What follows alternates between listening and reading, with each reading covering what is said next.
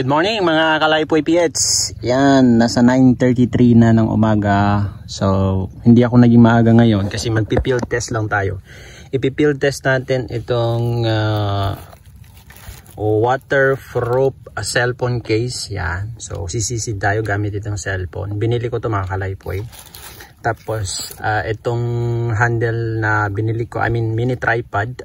Ewan ko, mini tripod ba to? Or tripod.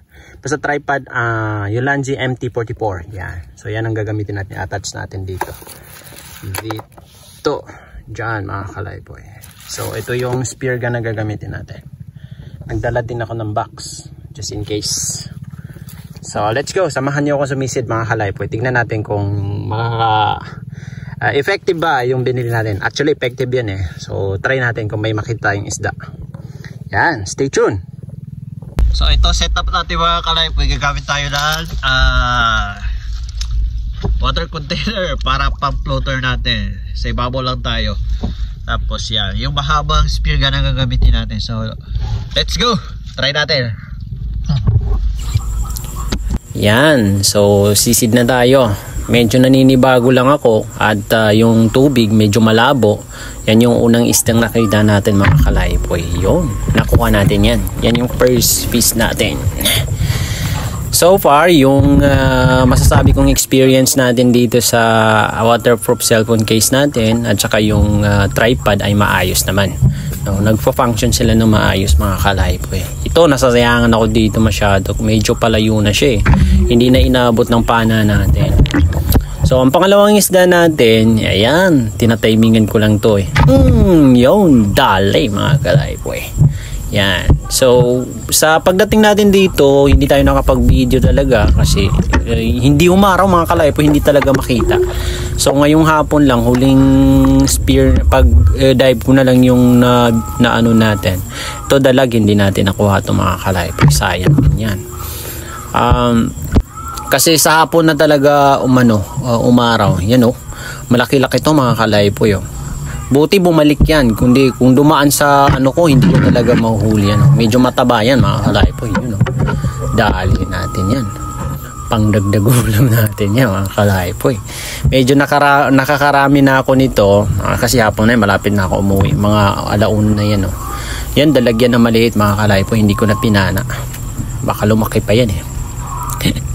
Yon. So, ganun lang, sisid lang tayo ng sisid hanggang paunti-unti nakakakuha tayo, you know. Ito, sakto paglabas nito dun sa damuhan, nakita ko agad eh, na ingatan ko. Baga naging ready ako para mapana. Dito naman banda, medyo nakakita na ako dito ng carp. Yun oh, carp yan mga Kalaypoy. Yun. Pak! Yun, nahuli natin yan mga Kalaypoy. Hindi ganun kalaki pero pinana na natin kasi medyo konti lang yung nahuli natin ngayong araw eh. Field test lang naman natin ng mga gamit natin. Tapos ito, medyo alanganin to, hindi niya alam kung tatakbo ba siya mga Kalaypoy. Maliit na carp. You know. Pero pinana ko na rin kasi sakto lang naman. Masarap paksyo kasi pag ganyan kalaki mga Kalaypoy. You know. Yan, sige, ano ba? Papanain ba kita or hindi?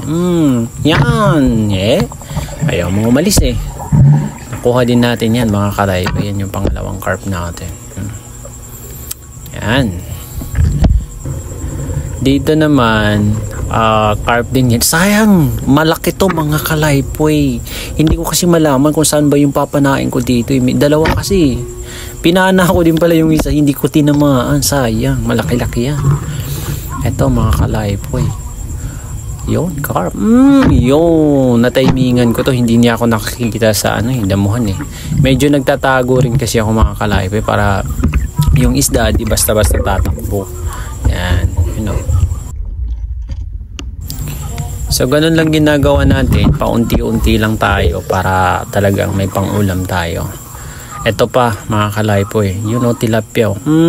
Yan, buti naabot ko pa to. Medyo malaki to mga Kalaypoy. Pabilog din to na tilapia. You know.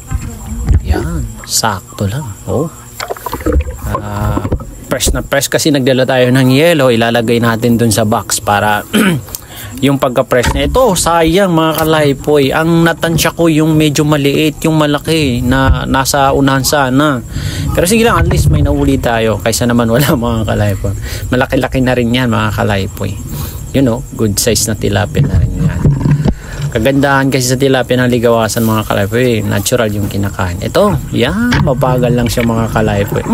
Nagpapatama talaga yan. Yan, so nahuli natin yan. Yun, good size. Medyo mapula-pula lang. Pero okay na yan. At least may pangulam. Ito yung huling nakuha natin mga kalaypoy. Hindi ako nakapag-video kanina. Ng yung pagdating natin do kay tawag diyan. Hindi umaaraw, hindi makita masyado. Ngayon lang medyo lumiwanag. So ngayon lang tayo nakapag-video.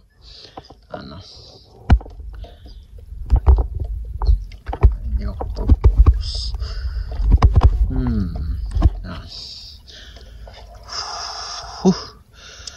Tapos nandito yung iba nakuha natin. Pakita ko muna sa inyo mga kalaypoy.